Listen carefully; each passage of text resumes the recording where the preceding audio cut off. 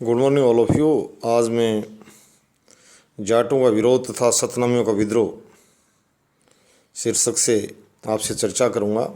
मुगल काल में, विशेष रूप से औरंगजेब काल में, दिल्ली से लगते क्षेत्र सतनामी और नारनौल का विद्रोह ये इतिहास में बड़ा महत्वपूर्ण स्थान रखते हैं। और जाटों का विरोध, वो कोई लोकतांत्रिक व्यवस्था नहीं थी। उस समय सत्ता से टकराव रखना जरूरत से अधिक बलशाली होने का प्रतीक था, वो चाहे कोई भी हो, चाहे जाट हो चाहे मराठे हों। भारत की बहुसंख्यक आबादी ने या तो अपने आप को अधीनता स्वीकार करके आंतरिक रूप से किसी भी स्तर विरोध न करके जो भी करें वो ठीक, इस पद्धति को मानते हुए ऑल इज वेल, और कुछ ने उनसे अवसरवादी संबंध बना लिए। किसी ने वैवाहिक संबंध तो किसी ने उनके दरबारों में चापलूसी के बल पर उनसे अपने संबंध सकारात्मक बना ली ताकि उनकी सत्ता से लाभ ले सकें। इस तरह की समुदायों की बड़ी संख्या थी। परंतु दिल्ली के निकट और जाटों ने अपने स्वभाव के चलते उनसे उनका विरोध किया, मुगल बादशाह से टकराव किया, टक्कर ली। इसमें कोई दो राय नहीं है कि इतनी बड़ी जो शक्ति थी उससे टकराने में काफ़ी उनको नुकसान भी झेलना पड़ा। ये कोई विवाद का विषय नहीं है, परंतु उन्होंने अपना स्वभाव विरोध से टकराने का मुगल बादशाह को दिखाया। अब मैं थोड़ा सा इंट्रोडक्शन पे आगे थोड़ा पाठ की तरफ बढ़ूँ, इस टॉपिक की तरफ बढ़ूँ। जाट जाति स्वभाव से बहुत साहसी, शर्मीली तथा लड़ाकू प्रवृत्ति वाली है, जो वर्णित काल में हरियाणा, पंजाब, राजस्थान और उत्तर प्रदेश क्षेत्रों में निवास करती थी। ये स्वभाव से ही एक स्वाभिमानी जाति है जो किसी भी सूरत में अपना अपमान बर्दाश्त नहीं कर सकती है। इसलिए औरंगजेब शासनकाल में इनके क्षेत्र पर अत्याचार किए गए तो इन्होंने इसके खिलाफ विद्रोह का झंडा बुलंद कर दिया था। इन विद्रोह की शुरुआत 1669 में प्रसिद्ध जाट नेता गोकुल द्वारा की गई। उसकी मृत्यु के बाद उसके कार्यों को राजाराम, चूड़ामन, बदन सिंह तथा सूरजमल जैसे नेताओं ने न सिर्फ आगे बढ़ाया अपितु जाट राज्य की स्थापना का भी प्रयास किया। इन लोगों ने मुगलों के साथ कूटनीति से काम लिया। इसके तहत समय में उनको सहयोग भी किया तथा इसका विरोध भी, उनका विरोध भी किया और कुछ मामलों सहयोग भी किया। दिल्ली दरबार में अपने स्वतंत्र पहचान बनाए रखना चाहते थे, इसलिए समय समय विरोध प्रकट करके दिल्ली दरबार को हिलाने का काम भी करते थे। जाटों का सबसे ज़्यादा प्रसिद्ध नेता जाट सूरजमल था। इसने अपनी योग्यता तथा कुशलता के से मात्र 7 वर्षों में जाट राज्य को इतनी शक्तिशाली बना लिया था कि उस समय मुख्य शक्तियाँ मुगल, मराठा तथा राजपूत उसके सहयोग के लिए मुँह ताकती थी। उसके शासनकाल में जाट जाति उत्तर भारत की मुख्य शक्ति बनकर उभरी थी। जाटों के अगर इतिहास में शक्ति के मामले में देखा जाए, या जाट राज्य के रूप में या जाट शासक के रूप में देखा जाए, तो महाराजा सूरजमल जी का जो नाम है वो अभी भी अलग पहचान रखता है, बड़ी सम्मान से लिया जाता है। उसने अपने जाट राज्य को इतना गौरव प्रदान किया कि उसे आज भी हरियाणा ही नहीं वरन भारतीय इतिहास में एक गौरवपूर्ण तथा महत्वपूर्ण स्थान प्राप्त है। आज का जाट समुदाय अपनी महान शूरवीर पूर्वजों की वजह से अपने आप को गौरवान्वित महसूस करता है। मैं थोड़ा इतिहास के छात्रों से एक बात साझा करना चाहता हूँ। राणा सांगा, महाराणा प्रताप, महाराजा रणजीत सिंह, महाराजा सूरजमल और शिवाजी, इसमें कोई दो राय नहीं। बाबर को भी मैं भारतीय इतिहास से अगर जोड़ूँ, विदेशी नज़र से न देखें तो देखो आक्रांता था, परंतु उसके वंशजों ने यहाँ अपने आप को बसा लिया। हमारे यहाँ स्थायी रूप से वो अपने आप को भारतीय मानने लगे, उसके सारे पूर्वज बेटा। ये मैं बच्चों से बात बताना चाहता हूँ, ये लोग वास्तव में जो है इनके अंदर वीरता थी। और आज भी मैं कहता हूँ, इसी टॉपिक को इसलिए मैंने उठाया कि आत्मबल स्वभाव की सबसे बड़ी शक्ति होती है, आत्मबल। तो बच्चे अपने अंदर हर प्रकार से आत्मबल पैदा करें। इन लोगों की इनको मरे बहुत वर्ष हो गए, इन्होंने क्या किया उसका मतलब ये नहीं है। ये नए बच्चों को सिखाया जा रहा है कि आप भी आत्मबली बने। राणा सांगा बाबर से युद्ध में हार गया, मैं ये नहीं कह रहा वो जीता हारा खानवा युद्ध में 1527 ईस्वी में, परंतु राणा सांगा भी वीर था, इसमें कोई दो राय नहीं। महाराणा प्रताप का जीत और हार से बड़ी बात ये थी कि अन्य जो छोटे छोटे जो शासक थे वो सभी अकबर की अधीनता मानते जा रहे थे, उससे वैवाहिक संबंध स्थापित कर रहे थे। सच्चाई तो ये, परंतु महाराणा प्रताप ने इस बुराई को स्वीकार नहीं किया किसी भी शर्त पर। सच्चाई ये तो आज बच्चे इनसे सीखें।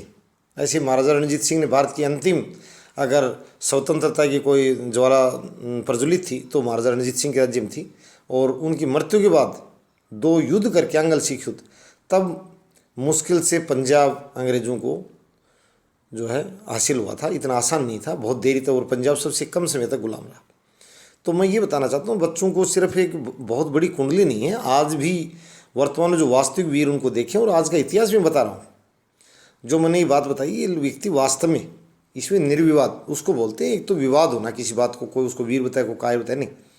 ये ऐसी शख्सियतें हैं जिनकी बात कर रहा हूँ, वास्तव में वीर थे, इनमें कोई दौरा नहीं। और नई पीढ़ी के बच्चे इनसे शिक्षा ले सकते हैं। हालांकि इनको भी समय समय पर देखो, हमारे यहाँ बड़ी एक दूसरे को नीचा दिखाने के लिए विरोधी लोगों की ही भीड़ थी, पड़ोसी राज्यों की। तो बाहर से आक्रांत उन समय में पर आकर मराठा शक्ति बहुत बड़ी शक्तिशाली थी, परंतु पानीपत के तृतीय युद्ध में उनको बिल्कुल 28,000 घुड़सवारों को कहा जाता है, अहमद साहब अली की सेना ने बिल्कुल मारा, हत्या की उनकी, इसमें कोई दो राय नहीं है। तो ये इसका मतलब ये नहीं कि वो वीर नहीं थे। ठीक है, उनकी कूटनीति, उनकी शक्ति उसके सामने कम पड़ना, अन्य सहयोग न पड़ना लेना, यानी एक तो मैं ये बताना चाहता हूँ भारतीयों में जो सबसे बड़ी इनकी जो हार का कारण रहा, ये जीते जाते तो कभी नहीं, बेकार में इनकी पीछे गाल बजाने को फायदा नहीं है, इसमें कोई दो राय नहीं है। जीतने के लिए तो इनके पास कुछ नहीं था, लगभग हर बार हार का मुँह देखा इन्होंने, इसीलिए देश गुलाम रहा हर समय में विदेशी आक्रांताओं का। इस नीति जनता ने अत्याचार सहन करने पड़े। सिंध से लेके इतने उपजाऊ प्रदेश जो जाता था वो लूट मार करना, दिल्ली को कभी लूटना, कभी कत्लेआम करना नादिर शाह द्वारा। तो मेन बात ये थी कि ये लोग दूसरे को, अपने ही पड़ोसी या अपने भाई को नीचा दिखाने के प्रयास में रहते थे। कहते हैं जाट राजा सूरजमल अगर मराठों में मदद करता तो अहमद साहब दिल्ली को नहीं जीतता। भाई मान ली नहीं जीतता, ये बात भी सच्चाई है। लखनऊ का नवाब और यदि भरतपुर महाराजा सूरजमल अगर मदद करते मराठू तो नहीं हारता, ये बात सच्चाई है। पर वो मराठू से डरे बैठे थे।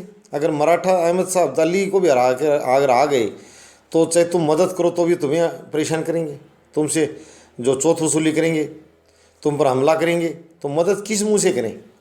अहमद साहब दिल्ली से पहले वो इससे डरे बैठे थे, इनसे।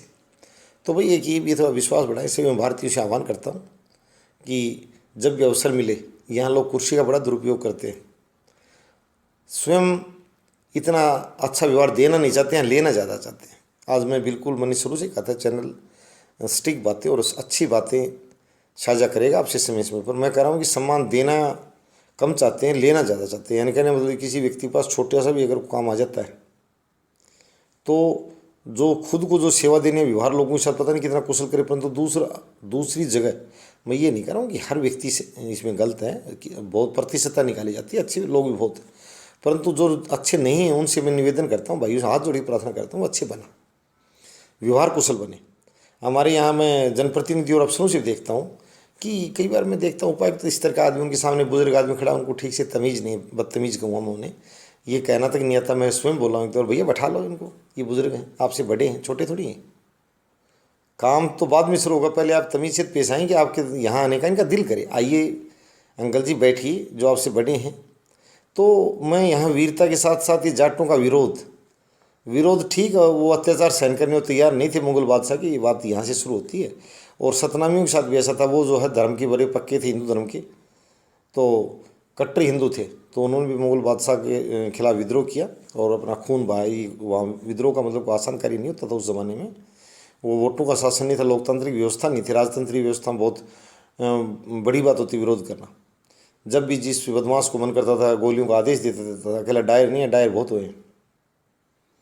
यहाँ बिश्नोइयों को पता है भरतपुर जोधपुर में कितने उनके लोगों को सिर पेड़ में रक्षा करते हुए, और एक क्रूर व्यक्ति ने उन लोगों की कितनी हत्या करवा दी थी, वो भूले नहीं अभी तक इतिहास में। सिर्फ वो अपनी खेजड़ी रक्षा कर रहे थे, और उन छोटे छोटे नाकुछ सिपाहियों ने बिना मतलब में उन निर्दोष लोगों को, और वहाँ मौत के घाट होते थे, वो कुछ वीर नहीं थे, सिर्फ मुग़ल बादशाह के एक प्रकार से गुलाम कहा जा सकता है। मुग़ल बादशाह से वैवाहिक संबंध भी स्थापित करते थे वो लोग, उसी आदमी की सिपाहियों ने, और बिना मतलब में उन निर्दोष किसानों का नरसंहार कर दिया, सिर्फ एक पेड़ के मामले को लेकर कि हम ज़बरदस्ती काटेंगे। तो आप उन लोगों को ज़्यादा, मैं कह रहा हूँ कि पढ़े नहीं, समझे और अच्छे बने। Be Indian and buy Indian, वो ठीक लिखा होता था कुछ जगह, कि बुरा कोई नहीं है, जाति और धर्म ठीक है, अभी पुश्तैनी रूप से चले आ रहे हैं, हम जानते हैं हम किस जाति से संबंध रखते हैं और किस धर्म से संबंध रखते हैं, परंतु उसका मतलब ये नहीं है पहले हम भारतीय बने। कई बार देखने में आता है सकारात्मक सोच का जो व्यक्ति होता है वो आपसे आपकी जाति और धर्म पूछकर व्यवहार नहीं करता, वो आपसे सहयोग साझा करता है, और सहयोग साझा करने से व्यक्ति के अंदर सामाजिकता और मानवता बढ़ती है। मैं आज आपको ये बताना चाहता हूँ, यदि कहते हैं कि बार आजकल भी विश्वास नहीं रहा, नहीं, विश्वास बनाओ। कुछ लोगों, मुट्ठी भर लोगों से विश्वास को हटाओ मत, विश्वास बनाओ। समाज एकजुट हो, अच्छी बातों के लिए एकजुट हो और बुराइयों को ख़त्म करने के लिए भी एकजुट हो। मैं थोड़ी इस बात को और आगे बढ़ा रहा हूँ अभी। तो ये बताया था, जो सूरजमल की जो बात कर रहा था उसका महत्वपूर्ण स्थान रहा है सूरजमल का भी। सतनामी नामक जो धार्मिक संप्रदाय, जो हिंदू धर्म की स्थापना 1543 में वीरभान नामक व्यक्ति ने नारनौल के समीप विजयेश्वर में की थी। ईश्वर की सच्ची उपासना के कारण इन्हें सतनामी के नाम से जाना जाने लगा। इन्हें कई स्थानों पर सतनामी के साथ साथ मुंडिया भी कहा जाता था। इस धार्मिक संप्रदाय के हिंदू धर्म में अत्यधिक आस्था थी, इसलिए जब औरंगजेब ने अपने शासनकाल में हिंदू पर अत्याचार ढाना शुरू किया तो इन्होंने उसकी धार्मिक नीतियों से विद्रोह कर दिया। इन्होंने नारनौल को अपने अधिकार में ले लिया, जो मुगल साम्राज्य के लिए एक तरह से खुली चुनौती थी। इनके विद्रोह ने एक बार तो मुगल साम्राज्य की नींव तक हिला दी थी। तो ये नारनौल में भी इन्होंने उसके जो प्रतिनिधि थे उनके साथ मारकाट करके, यानी वैसे वो सत्ता अपने हाथ में ले ली थी। ये विद्रोह का रूप था, क्योंकि वो स्थायी नहीं था वो चीज़, वापिस उसकी बड़ी सेना जाती वो तो हाथ से निकलना ही था इनके। मैं अब थोड़ा सा the rise and growth of Jats के ऊपर बताऊँगा। मुगल सरकार से आबादी के जिस हिस्से का सबसे पहले टकराव हुआ वह थी यमुना नदी के दोनों ओर की दिल्ली और आगरा क्षेत्रों में बसी जाटों की आबादी। जाट मुख्य रूप से कर शिकारी करते थे तथा उनमें से थोड़ी बहुत ही उस समय जमींदारों की भूमिका में थे। जाटों ने अपने जन्मजात स्वभाव से ही मातृत्व और न्याय की भावना बहुत ज़्यादा थी। इस कारण से जाटों का संग्रह दिल्ली दरबार यानी मुगलों के साथ निरंतर चलता रहता था। भौगोलिक दृष्टि से दुर्गम इलाके का लाभ उठाकर जाट यदाकदा विद्रोह करते रहते थे। जहांगीर तथा सांझा से भूज राजस्व को लेकर उनका संघर्ष होता रहता था। मुगलों के लिए जाटों के अधीन वाला क्षेत्र व्यापार और सामरिक दृष्टि से बहुत महत्वपूर्ण था, क्योंकि दक्कन और पश्चिम बंदरगाहों को जाने वाली शाही सड़कें इसी क्षेत्र से गुजरती थी। इसके अतिरिक्त पश्चिम की ओर से आने वाले विदेशी आक्रमणकारियों को भी यहीं से होकर गुजरना पड़ता था। इसलिए मुगलों ने इन विद्रोहों जाटों को काफ़ी खतरनाक मानकर इन्हें दबाने के लिए कठोर कदम उठाए थे। ये बात जो उन्होंने कोई नरमी नहीं बरती, विद्रोह को कुचलने में भी कोई कमी नहीं रखी। बैकग्राउंड ऑफ जाट्स की जब बात की जाए तो जाट शब्द की उत्पत्ति के विषय में विभिन्न इतिहासकारों के अलग अलग मत हैं। इसलिए जाट शब्द की उत्पत्ति तथा उससे संबंधित अन्य पहलुओं को जानने के लिए हमें इतिहासकारों के विचारों को अवश्य समझना चाहिए, जिससे निष्कर्ष निकाला जा सके वास्तव में जाट है कौन। इतिहास के अनुसार महाभारत युद्ध के समय जाट जाति का उदय हो चुका था, परंतु अन्य इतिहासकारों के मतों या विचारों को जानने में ना कुछ नहीं कर सकते। इन मतों या विचारों को निम्न प्रकार से समझा जा सकता है। चौधरी रामलाल हाल्ला ने जाटों की पृष्ठभूमि में प्रकाश डालते हुए लिखा है कि जाट जाति महाभारत से पहले की तथा श्री कृष्ण चंद महाराज भगवान कृष्ण से 38वीं पीढ़ी पहले उत्पन्न होने वाले सम्राट उसना जाट से जाट शब्द का प्रचलन शुरू हुआ था। उसना जाट, ये उन श्री कृष्ण जी से 38वीं पीढ़ी पहले की बात कर रहे हैं। उनके अनुसार महाभारत के कर्ण पर्व में जरत नामक जाति का उल्लेख मिलता है, जो संभवतः जाट जाति की ओर इशारा करती है। पाणिनि के अष्टाध्यायी में भी जाटों की पृष्ठभूमि के ऐतिहासिकता के बारे में ज्ञान होता है। उसने अपने इस ग्रंथ में लिखा है, जट जट संघाते, जो जाट जाति की ओर संकेत करता है। ये पाणिनि की अष्टाध्यायी की बात कर रहा है। जाट जाति की ऐतिहासिकता जाट जाति की ऐतिहासिकता अपना पक्ष रखते हुए इतिहासकार परमानंद लिखते हैं, ऐसा मालूम पड़ता है कि यदु नस्ल की एक शाखा जाट कहलाने लगी। जाट और यदु लफ्ज़ एक दूसरे का मिलते हैं। जाट समाज के स्वभाव तथा रवैया वैदिक लोगों से अधिक मेल खाता है। इनकी भाषा चरित्र विचारों देखकर लगता है कि ये लोग वैदिक समय की संस्कृति के आम हिंदू की अपेक्षा बेहतर स्थान पर हैं। ठाकुर देशराज के अनुसार जाट शब्द की उत्पत्ति और उनके प्रचलन कारण हमारी स्थापना के अनुसार जो बिल्कुल वैज्ञानिक और सत्य है, यह जाट शब्द संस्कृत के ज्ञाति शब्द से बना है। जिसको ज्ञात और फिर आगे चलकर जाट हो गया। तय के स्थान टय का उच्चारण उत्तर भारत की प्रचलित प्राकृतिक भाषा कारण हो गया। भारतीय जातीय शास्त्र के महान ज्ञाता मिस्टर नेस्फील्ड ने जाट जाति विषय में लिखा है, जाट जदू के वर्तमान हिंदी उच्चारण के सिवा और कोई दूसरा शब्द नहीं है। यह वही जाति है जिसमें कर्षण पैदा हुए थे। कर्नल टोड विल्सन यदि ने जाट की उत्पत्ति यदु, जादू और जात से जाट ही मानी है, जबकि अंगद शास्त्री ने जठर से जाट की उत्पत्ति मानी है। पूना के प्रसिद्ध इतिहासकार श्री चिंतामणि विनायक वैद्य जी ने महाभारत में वर्णित जरिताओं को ही जाट माना है। इसके विपरीत मिस्टर कर्निघम, हीराडोट्स और स्टोबो इतिहासकार जाटों विदेशी जातियों गाथा, मेटी, जूटी, जेटी आदि का वंशज मानते हैं। वो जो विदेशी इतिहासकार यूरोप वाले हैं ये इनको विदेशी नस्ल मानते हैं। अलबरूनी की पुस्तक लिखा है, तब मथुरा शहर के शासक कंस की बहन से वासुदेव के यहाँ एक बच्चे का जन्म हुआ था और ये जाट परिवार के पशुपालक निम्न शूद्र लोग थे। अलबरूनी ये कहता है कि जो कंस की बहन से वासुदेव के यहाँ एक बच्चे का जन्म हुआ है और यही परिवार के पशुपालक निम्न शूद्र लोग थे। अलबरूनी अपनी पुस्तक में ये लिखता है। उपरोक्त अध्याय के आधार पर तो यही कहा जा सकता है, जाट शब्द की उत्पत्ति के लिए किसी धारणा मत को सत्य नहीं माना जा सकता है।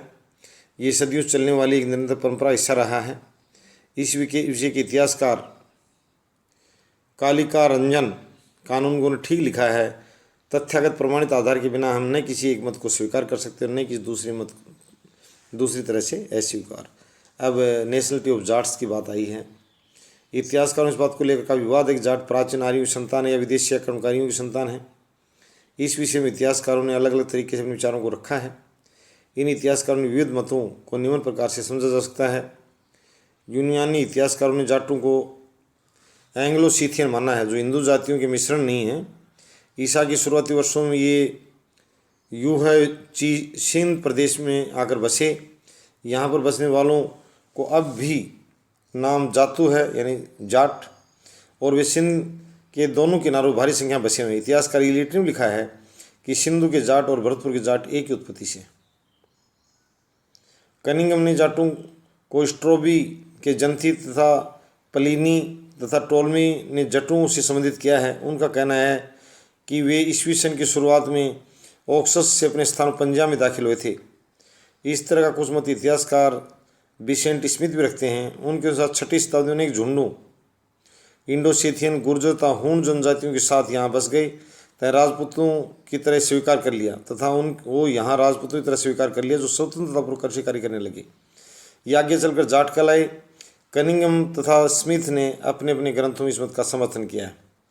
पंडित इंदु विद्या वाचस्पति उपरोक्त मत का जबरदस्त विरोध करते हैं। उनके अनुसार जाटों का जब से वर्णन मिलता है तब से भारतीय ही हैं और यदि विदेश को संबंध है तो ये है कि वे यहाँ आए नहीं, अपितु यहाँ से वे वहाँ गए। इस मत का समर्थन चिंतामणि विनायक वैद्य भी करते हैं और कहते हैं किसी भी विदेशी ग्रंथ या दंत कथाओं में वर्णन नहीं मिलता कि लोग विदेश से भारत आए। इन्होंने जाटों को विश्व आर्य माना है। इंद्र विद्या वाचस्पति द्वारा रचित पुस्तक मुगल साम्राज्य का क्षय और उसके कारण में इस मत का समर्थन किया गया है। महर्षि दयानंद कहते हैं कि आर्यावर्त देश को आर्यों ने बसाया था। ये लोग आरंभ से यहाँ बसते आए हैं। आगे चलकर संस्कार रहित होने के कारण कुछ लोग शूद्र रूप में शामिल हो गए। यहाँ उनका शूद्रों से अर्थ कृषि कार्य करने वालों से है। इस आधार पर स्वामी दयानंद डंकी की चोट पर कहते हैं कि जाट आर्यों की ही संतान हैं। श्रीमान जी डब्ल्यू क्रुक ने लिखा है, जाट शुद्ध भारतीय आर्य हैं तथा आर्य भारतीय हैं। वे कहीं बाहर से नहीं आए और जाट इन्हीं आर्यों के वंशज हैं। इस संबंध में इतिहासकार मिलर ने डिस्ट्रिक्ट गजेटियर मुजफ्फरनगर के हवाले से कहा है, जाटों को इंडोसीथियन नाम देने वालों ने सिर्फ कल्पना शक्ति का प्रयोग किया, इसमें वास्तविकता तथ्यों का प्रयोग नहीं किया गया है। ये अलग अलग जो विचारक बता रहे हैं जाटों के संबंध में कि इनकी उत्पत्ति कैसे हुई, इतिहासकार अपनी बातें रख रहे हैं। शिवदास गुप्ता ने प्राचीन भारत में उपनिवेश का हवाला देते हुए लिखा है, जाटों ने तिब्बत, यूनान, Arab, Iran, Turkestan, Germany, Siberia, Scandinavia, England, Greek, Rome, मिस्र आदि में कुशलता, दृढ़ता और साहस के साथ राज्य किया था। शिवदास जी गुप्ता करें। उनके अनुसार जाट जाति बलूची में जाकर मेव और राजस्थान में जाकर राजपूत कहलाई। ठाकुर देशराज ने अपने ग्रंथ जाट इतिहास में लिखते हैं, जाट जाति राजपूतों के जन्म से 1500 वर्ष पूर्व की है तथा एक अति प्राचीन भारतीय जाति है। ये जाति प्राचीन आर्यों की नस्ल है तथा जाट जाति में प्राचीन वर्ण व्यवस्था में क्षत्रियों का जो स्थान था वह स्थान आज जाटों का है। उन जाटों का व्यवहार प्राचीन क्षत्रिय आर्यों से मिलता जुलता है। वे इस देश के मूल निवासी हैं। श्रीमान हैवेल भी जाटों को प्राचीन आर्यों की नस्ल मानते हैं और लिखते हैं, मानव तत्व विज्ञान की खोज बतलाती है कि भारतीय आर्य जाति, जिसको कि हिंदू ग्रंथों में लंबे कद, सुंदर चेहरा, पतली लंबी नाक, चौड़े कंधे, लंबी भुजाएं, शेर की सी कमर और हिरण की सी पतली टांगों वाली जाति बतलाया श्रीमान हवेल साहब ने। आधुनिक समय पंजाब, राजपूतान और कश्मीर में खत्री जाट और राजपूत जातियों के नाम से पुकारी जाती है। जाटों की राष्ट्रीयता को स्थापित करते हुए श्रीमान नेस्फील्ड ने लिखा है, यदि शकल सूरत को समझने जाने वाली चीज़ है तो जाट सिवाय कुछ और हो ही नहीं सकते। 1901 ईस्वी की गणना अफसर एच रिजले ने भी माना कि जाट शारीरिक बनावट के अनुसार आर्य है। श्रीमान कंपवेल जाटों की पहचान को राजपूतों के साथ जोड़ते हुए कहते हैं, ये संभवतः राजपूत जाट हैं क्योंकि भारत में आगे बढ़ गए और वहाँ हिंदू जातियों में परस्पर मिल गए तथा ऊंचे और कट्टर हिंदू हो गए।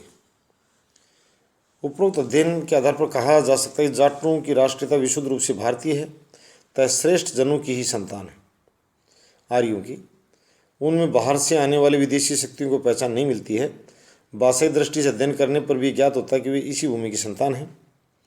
अपने आचारों, विचारों, भावों, बनावट तथा जीवन शैली से वे आर्यों की संतान प्रतीत होते हैं। परंतु हमें यहाँ ठाकुर देशराज के मत को भी महत्व देना चाहिए, जिसमें जाट कोई एक मूल वंश न होकर विचारधारात्मक जनसंगठन है। इसलिए विदेशी इतिहासकारों की उस दलील को तथ्य प्रमाण के अभाव में स्वीकार नहीं किया जा सकता कि जाट इंडो-सेथियन समूह की संतान है। हेरोडोटस के अनुसार यूनान के आक्रमण समय दारा प्रथम के पुत्र जरिक्सन के साथ भारतीय जाटों का जत्था था। इन सब के अध्ययन आधार कहा जा सकता जाट विशुद्ध रूप से भारतीय नस्ल के वंशज हैं, जिन्हें श्रेष्ठ जन अर्थात आर्य कहा जाता है। इस तरह की ढेर सारी बातें हैं और मैं जाट जाति को ये भी कहूँगा कि वापिस अपना गौरव स्थापित करें, नशे से दूर आएँ और शिक्षा का अपने अंदर प्रचार प्रसार करें और आपसी विवादों से दूर रहें। शांत और समझदारी भाव अपने अंदर पैदा कर लें। यहाँ सभी इतिहासकारों ने आपकी बहुत अच्छी परिभाषा दे दी है, मैं सभी को साधुवाद व्यक्त करता हूँ। परंतु 3 चीज़ आज से धारण कर लें, नशा मुक्त, उच्च शिक्षा, शिक्षा से गहरा लगाव और आपसी विवादों से दूर रहना। ये 3 बातें आपको नहीं, सभी भारतीयों को, मैं थोड़ा इनको पढ़ा रहा हूँ इसलिए बात जोड़ रहा हूँ। 3 चीज़ें, भारत महानता की तरफ तब जाएगा, अभी प्रयास करें। इन 3 चीज़ों से अभी हम थोड़े दूर खड़े, उनको नज़दीक आएंगे। जाट शक्ति का उदय, rise of Jats power. Bharat में जाट शक्ति का इतिहास काफ़ी पुराना है। पुराणों में महाबला कहकर संबोधित किया गया है। कालांतर बढ़ती जनसंख्या दबाव में तब्जो भूमि की तलाश में हिमालय पर्वत के संलग्न नीचे की ओर जाने लगे। यहाँ से लोग हरियाणा की हरी भूमि की ओर बढ़े। महाभारत के काल में आकर हमें जाट शक्ति का विस्तार हरिद्वार, कुरुक्षेत्र, गुजरात, सिंध तक मिलता है। सिंध में जाट तथा मेढ़ शक्तियाँ आपस में लड़ती रहती थी। इनका वर्णन महाभारत से प्राप्त होता है। कुछ समय जाटों ने सिंध से मेंढों को उखाड़ फेंका था और इस स्थान पर नए का अधिकार कायम कर लिया। जाट शक्ति के विधिवत उदय का सर्वप्रथम प्रमाण हमें सिंध से प्राप्त होता है। सुल्तान महमूद गजनी काल में इस शक्ति काफ़ी विवरण देखने को मिलता है। इसमें शक्ति जाट सिंधु नदी के पूर्वी तट, रावी नदी, चिनाब तथा सतलुज नदी के किनारे तथा मुल्तान के मैदानों रहते थे। बाबर की आत्मकथा वर्णित है कि सिंध और मुल्तान में जाटों की प्रजातांत्रिक संगठन कायम थे। बाबर ने भी लिखा है, मैं उस आदमी को बहुत विद्वान मानता हूँ और वीर, वो विदेशी था, आकर इन लोगों को मारा पीटा वो अलग बात है, परंतु मैं ये कहता हूँ बाबर से बच्चे सीखें कि वो वीर कितना था, उतने वीर बन जाए।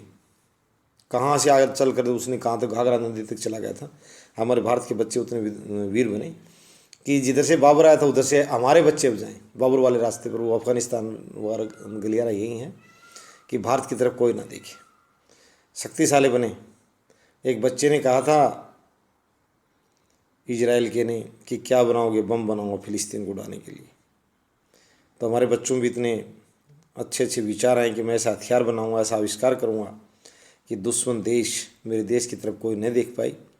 हथियारों का सैनिक शक्ति में भारत की पहचान बनी। लोग हमसे इजराइल की मिसाइल टेक्नोलॉजी प्रसिद्ध है, तो हमारी टेक्नोलॉजी रक्षा क्षेत्र में कोई पहचान बनाए। ये इतिहास पढ़ाने साथ साथ में भारतीय बच्चों से ये भी एक प्रकार से आह्वान करता हूँ, उनको संदेश दे रहा हूँ कि वो कुछ नया आविष्कार करें। कौशलता और सैनिक शक्ति के मामले में भारत को दबंग और मजबूत बनाने के लिए 1025 में जाटों ने हैदराबाद सिंध पर इसलिए आक्रमण किया था क्योंकि वहाँ के अमीरों को हिंदू धर्म में मिलाया जा सके। उसी में जाटों की सास का अनुमान इस बात से लगाया जा सकता है, जब महमूद गजनी सोमनाथ के मंदिर को लूटकर वापस गजनी जा रहा था तो उन्होंने उसकी सेना पर जबरदस्त हमला बोला था। उन्होंने मोहम्मद की सेना को दिन में तारे दिखा दिए, परंतु उनकी सेना काफ़ी शक्तिशाली और विशाल थी। ईद जनता को पराजय का सामना करना पड़ा। अधिकतर जाट वीर एक विदेशी आक्रमण का विरोध करते शहीद हो गई। 1192 ईस्वी में पृथ्वीराज चौहान की हार के साथ भारत की सत्ता मुस्लिम हाथ चली गई, तब भी इन्होंने हार नहीं मानी और अपना संघर्ष निरंतर जारी रखा। हाँसी सादा टोहना के पास जाट शक्ति ने अपना परिचय देते हुए सल्तनत मुस्लिम सत्ता के खिलाफ खुला विद्रोह कर दिया। इस क्षेत्र में उन्होंने कर देने से मना कर दिया तो यहाँ पर अपना स्वतंत्र सत्ता स्थापित कर ली। हाँसी को उन्होंने अपनी राजधानी घोषित किया। इस बात का पता जब सुल्तान को चला तो इस विद्रोह को दबाने के लिए अपनी शाही सेना वहाँ भेजा, जिसका सामना जाटवान नामक जाट सरदार की सेना से हुआ। यहाँ जाटों ने डटकर शाही सेना का सामना किया। जाटों की शक्ति देखते हुए सुल्तान स्वयं युद्ध क्षेत्र में गया। काफ़ी संघर्ष कर जाटों को बड़ी मुश्किल से हराया जा सका।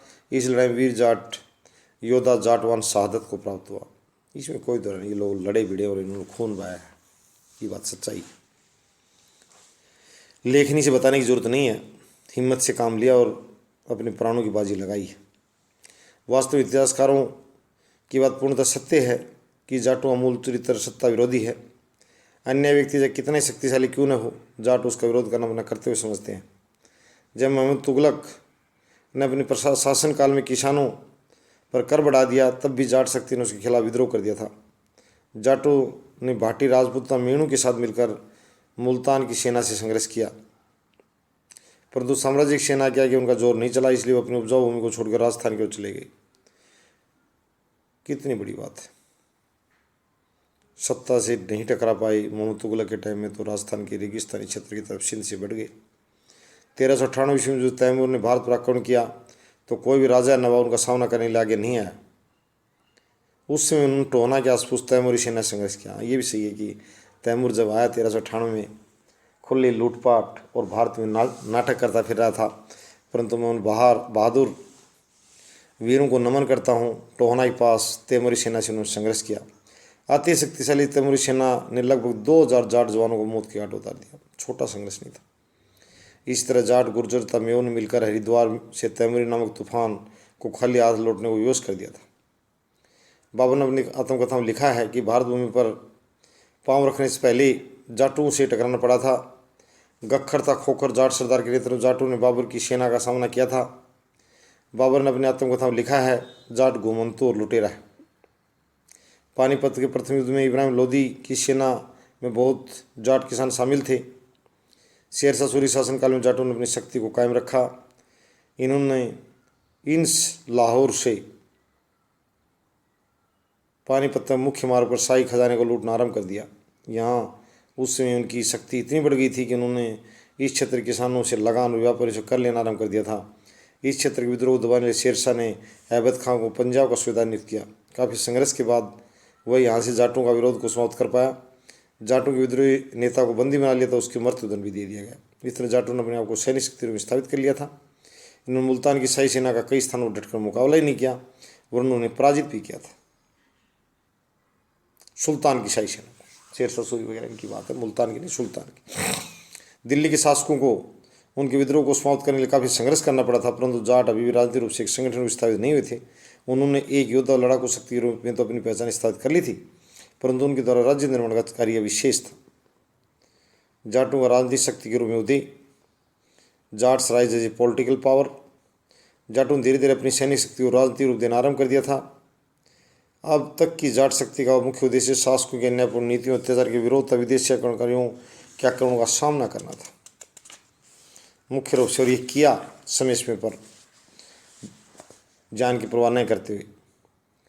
समय समय अपनी शक्ति का प्रदर्शन इन्हीं माध्यमों से करते रहते थे, परंतु जाट नेता गोकुल, राजाराम, चूड़ामन, बदन सिंह, जवाहर सिंह, सूरजमल के नेतृत्व में जाटों ने न केवल अपनी राजनीतिक शक्ति को काम किया, अपितु उसको एक राज्य का रूप भी प्रदान किया। इन जाट नेताओं के राजनीतिक संघर्ष को मैं थोड़ा सा आज तो सिर्फ गोकुल राम जी के बारे में बता देता हूँ। जाटों का सबसे पहला राजनीतिक नेता गोकुल को माना जाता है, जिसने 1629 में मुगल शासक औरंगजेब की नीतियों के खिलाफ विद्रोह कर दिया था। वह इस समय तिलपत नामक स्थान का जमींदार था। उसे लोग सामान्य भाषा में ओला कहकर भी पुकारते थे। वह अपनी युवा अवस्था से नेतृत्व के गुणों को सीख चुका था। वह शुरू से किसानों टोलियाँ बनाकर उनका नेतृत्व करता था। मैं गोकुल जी की बात कर रहा हूँ। मथुरा क्षेत्र प्राचीन समय से एक धार्मिक नगर था। औरंगजेब शासनकाल में हिंदू धर्म पर खुलकर हमला किया तो यहाँ जाट आबादी विद्रोह पर उतर आई थी। इसी के परिणामस्वरूप 1629 में गोकुल के नेतृत्व मथुरा इलाके के जाटों ने विद्रोह कर दिया। इस विद्रोह पर कारण इस क्षेत्र में लिया जाने वाला जजिया कर था, जिसे यहाँ का फौजदार अब्दुनबी एकत्रित कर रहा था। इसके अतिरिक्त उसके द्वारा इस क्षेत्र के मंदिरों को तोड़ा जा रहा था। 1661-62 ईस्वी में इस क्षेत्र के धार्मिक माहौल में जोश भर दिया। केशव राय के मंदिर को तोड़वाया जाना भी जाटों को पसंद नहीं आया। इसके अतिरिक्त मुगल शासकों द्वारा कृषकों पर अत्याचार किया जा रहा था। इस तरह के माहौल ने जाट विद्रोह के लिए अनुकूल परिस्थितियों को तैयार कर दिया था। इन परिस्थितियों का फायदा उठाकर तिलपत के जमींदार गोकुल ने मुगलों के खिलाफ विद्रोह कर दिया। इस विद्रोह को जल्दी आसपास गांवों में फैल गया। इस विद्रोह की सूचना पर मथुरा का फौजदार अब्दुल नबी इसको दबाने में सैनिक टुकड़ी साथ वहाँ पहुंचा। जाटों तथा सेना में मथुरा 6 किलोमीटर दूर स्थित सिरोना गांव में मुठभेड़ हुई, जहाँ पर जाटों ने इस सेना को कड़ा सबक सिखाया।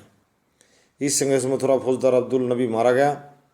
इससे औरंगजेब तिलमिला उठा था। उसने रद नदाज खान तथा हसन अली खान के नेतृत्व में शक्तिशाली सेना को जाटों को सबक सिखाने के लिए भेजा।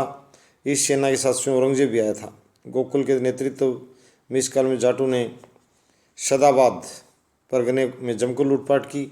शाही सेना आने की सूचना पाकर गोकुल ने अपने विद्रोहियों की संख्या 20,000 पहुँचा दी थी, परंतु विशाल शाही सेना को वे चाहकर भी नहीं हरा पाए। तिलपत से लगभग 20 किलोमीटर दूर जाटों तथा शाही सेना के मध्य जबरदस्त टकराव हुआ, परंतु विशाल सेना था उनकी मजबूत तोपखानों की करारी पराजय का सामना करना पड़ा। जाटों ने लगभग 400 मुगल सैनिकों को मौत के घाट उतार दिया, परंतु उनके 7,000 सैनिकों गोकुल को मुगल शाही सेना से बंदी बना लिया। गोकुल के सामने 1670 ईस्वी में इस्लाम स्वीकार करने का प्रस्ताव रखा, परंतु इस महान जाट नेता ने इसके बदले मौत को स्वीकार करना बेहतर समझा। इसके परिणाम स्वरूप गोकुल को तड़पा मारा गया। इस संघर्ष के बाद मुगलों की शाही सेना ने तिलपत में जबरदस्त दमनचक्कर चलाया था, अपना अधिकार कर लिया। मुगलों ने लगभग 5,000 जाटों मौत के घाट उतार दिया और 7,000 सैनिकों को बंदी बना लिया। गोकुल की शहादत के मध्य प्रकाश डालते हुए प्रोफेसर PC झा ने लिखा है, गोकुल अपना जीवन व्यर्थ कुर्बान नहीं किया, वरन उसकी रूह में कई वर्षों तक जाट समुदाय का मार्गदर्शन किया। धन्यवाद। इस तरह ये जाटों का इतिहास आगे चलेगा और नई पीढ़ी को सीखे संगठित होना और कूटनीतिक चालें, राजनीतिक चालें सीखे। धन्यवाद।